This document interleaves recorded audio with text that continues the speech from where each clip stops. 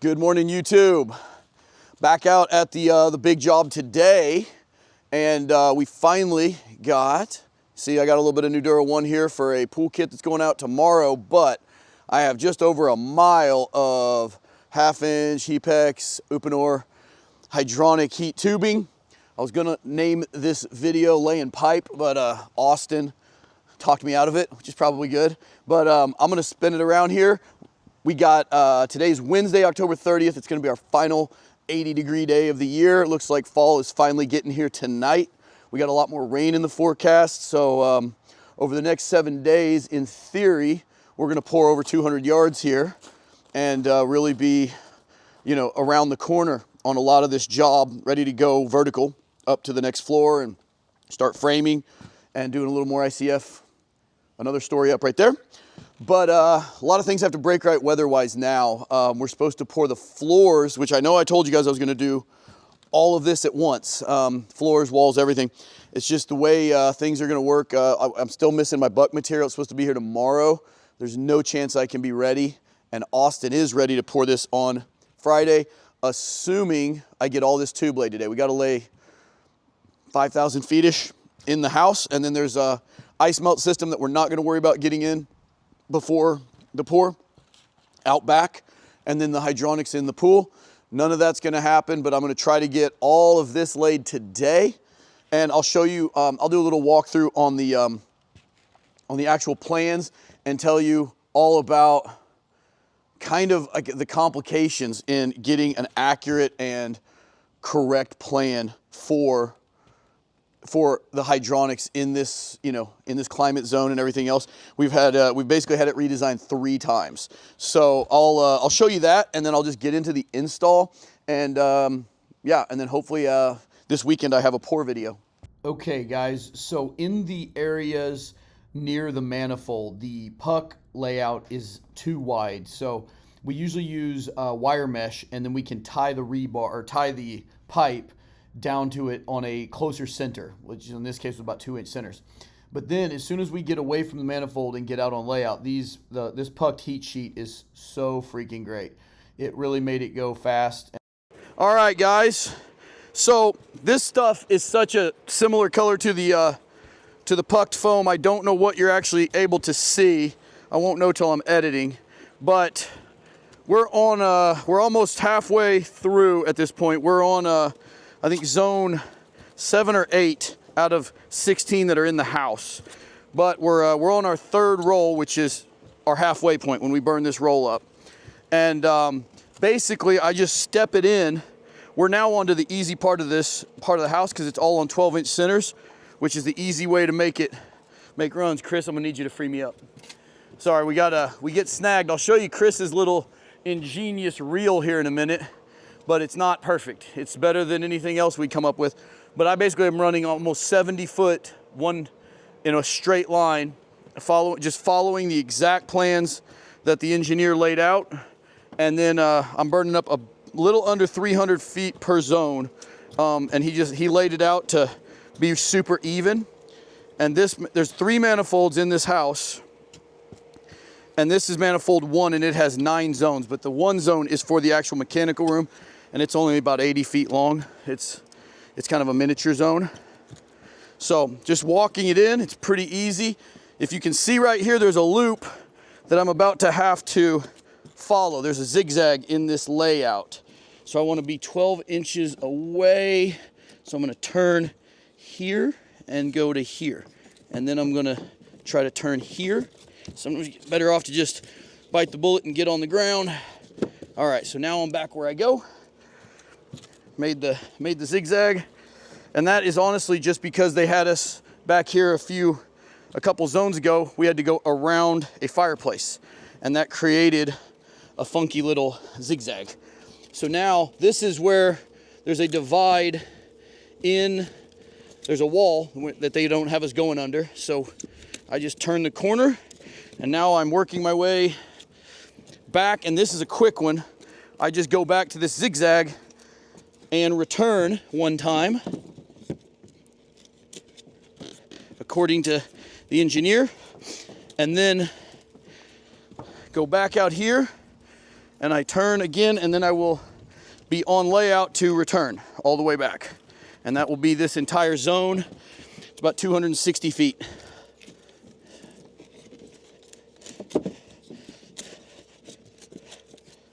All right, now I'm off to the races. As fast as I can walk it in.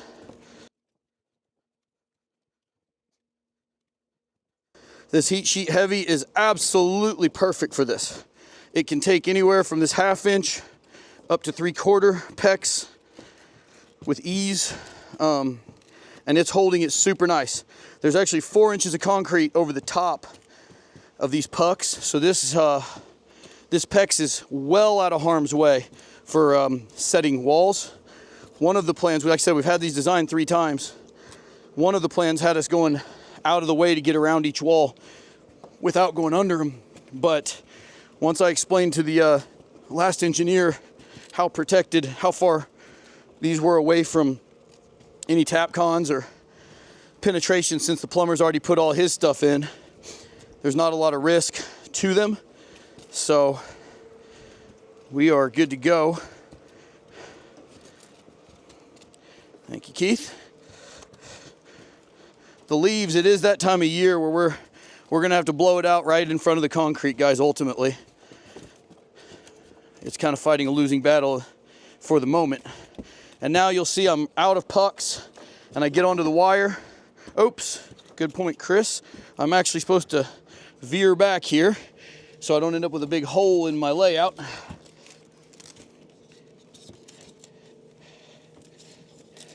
That looks better.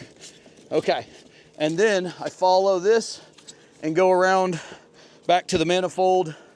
It's very organized if we follow directions, but Keith's holding the camera and he runs the tie gun, and he'll basically just tie this back in this loop. That is number 7. We have number 8, which is gonna go right here, and it'll actually just go under here because now we don't have any more room to make that loop. Number 8 goes there, and then actually number 9 does the actual room here, so it's actually over here. But we'll go ahead and finish this one up, and then we're ready to move to manifold 2 on the other side of the house. All right, guys, this is straight up hillbilly ingenuity at its finest. This morning, we knew these 1,000-foot rolls of PEX were gonna be a pain. We thought we had something simple figured out where we would just mount it on this plastic pallet and pull. It didn't work all that well. We struggled all morning. And Chris, who, you know, all my Amish boys are brothers. There's 7 of them. Every one of them has a different personality, and they're a lot of fun. And Chris is my human wrecking ball. We call him Hey Kool-Aid because he'll run right through a wall without even thinking about it. But he was bothered by how much of a pain in the butt my little system was. He went out and disappeared for about half an hour and came back with this reel, and it has really saved our afternoon. I'm sure we won't keep it, but we didn't have time to go buy like a professional, you know, big pipe reel. They didn't have one in stock at the place that sold me the pipe. And, you know, honestly, they're pretty pricey for something we do very seldom. So anyway, thought I'd give him some props. That's a neat little deal that's helping us reel out 1,000-foot rolls of PEX in minutes instead of hours. All right, guys, I'm gonna give you a quick tour, end of day 1 on the Hydronic. We got the main half of the house done. It was 9 zones. And you can kind of see the busyness down here. This is where everything's coming back into the manifolds. This part's tied to wire because this is the regular heat sheet. The heat sheet with nubs, it's on 3 or 4 inch centers, and this is obviously much tighter than that. So here is our manifold 1. It has 9 zones, so there's 18 pipes. I will build a manifold, temporary manifold tomorrow and put this under 50 PSI as per the engineer. One of my buddies that was at training recently said he does a lot of this and puts it under about 40, and gave me some logic behind that. So I called the engineer and said, what do you think I should do? And because we're gonna basically put it under that pressure and leave it. Leave it for the pour, leave it even for the framing. It is very unlikely, the way this is designed, that I get into it with a saw or a drill. But if it were to happen, we wanna know. You hit a pipe with 50 PSI, you're gonna know. So something came up on this side. So basically, let me see if I can zoom out here. We're done with all of this, basically to that 30-degree angle there. So we got done with the 9 zones in this part of the house today. We came over here, we got 7 more, and something I missed on the plans, I'll show you a quick shot of it, is that the first 4 zones are buried under the foam. So we had to pop up all this foam real quick and lay about a 1-foot trough. I still want it thermally broken personally. Engineer didn't specifically say I needed to do this, but I did. So basically from the manifold over here, there's gonna be 8 lines running down here, and then right even with this jog in the wall, coming out of the ground right here, all of them will pop up and basically feed the library, master 1, master suite 1, and then I don't know. They're gonna burn up 4 zones on that end. Then the foam goes back down. I kind of have to do a little bit of grade and fill this back in. Now the cool thing is, if you saw earlier in the video, we were using that flat foam because we were gonna lay more wire. But the way this guy did this is, other than the pain of having to dig that up and lay some pipes under the foam, the cool thing that it does is I don't have to do any of that flat foam. It'll all be the pucked foam, which makes the laying a bunch faster. Because where we had to do it over there with the trunks, you can see that little bit of wire. The part where we had to tie is probably 10% of that floor. And that 10% probably took almost as long as it did to walk the rest of it in. The pucks are so nice.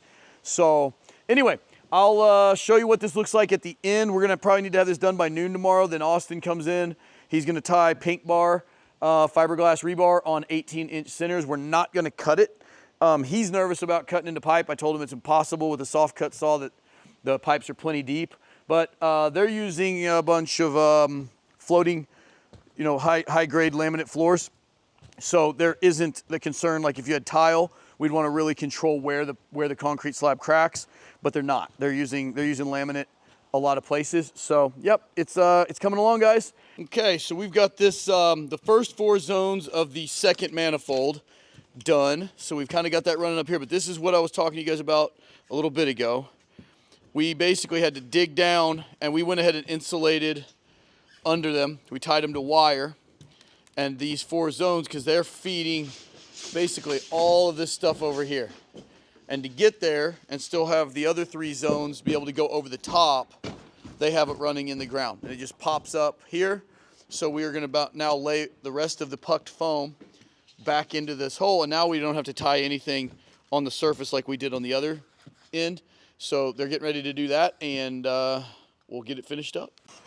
Alrighty, guys, we are about 12 hours pre-pour.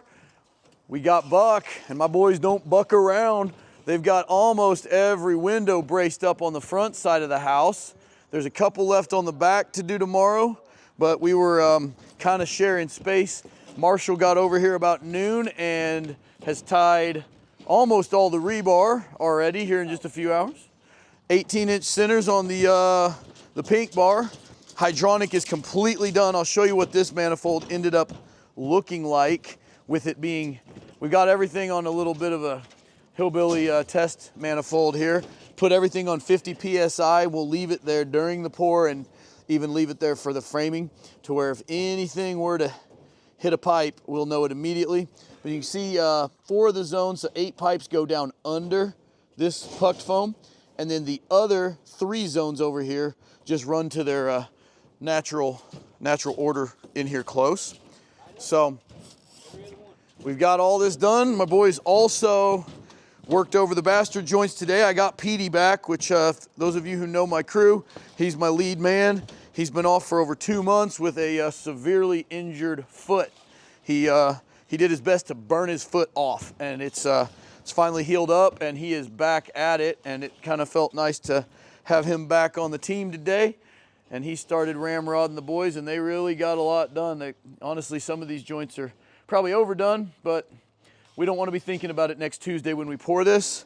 But floor is getting poured at 7 a.m. tomorrow. So as you're seeing this video, almost exactly when this video goes live, we will be beginning the pour. So I'll have a video on Sunday about how that all goes. So yeah, I'll come back with the pour. And I'll do a video possibly early in the week about the bracing and the way we brace up window bucks. You know, a lot of people would rather use a more rigid buck like a plywood Gorilla Buck or even 2x12, something like that. But I love the natural thermal bridge combatant of using foam. And I'll get into the details on that one in a later video. But I really like them, and as long as you know how to brace them, it's super easy. But you can see over here, we've got 50 PSI. Whoop. There it is, 50 PSI. And we'll be walking on a much smoother substrate by tomorrow night. So exciting, ready to move on to the next step. Start framing, getting up to the other floor. Pool is completely dug out and awaiting some more gravel, but we just decided to wait on that for a few days and let's make progress here while we can. The weather is definitely starting to be an issue, which not a bad thing. We got about 1.5 inches of rain last night, second rain in the last week after about 6 weeks without. But that rain came with some tornado watches and 70-mile-an-hour straight winds in isolated areas, which I wasn't worried about my walls because of the zonts and the zuckles. They'll honestly take pretty significant storms even before we pour. But I was very worried about this heat sheet over here as the pipes weren't in yet and we had some pieces pulled up for that trench, allowing wind to get under it. So I didn't know if I was gonna be missing pucks. I was gonna be missing half my heat sheet in this house. Got here this morning and everything was right where we left it. So, you know, we're gonna be, you know, very glad to get that covered up with some nice pretty concrete where we can start framing and get into that second floor up there and building the bridge across to the garage. It's gonna be really good.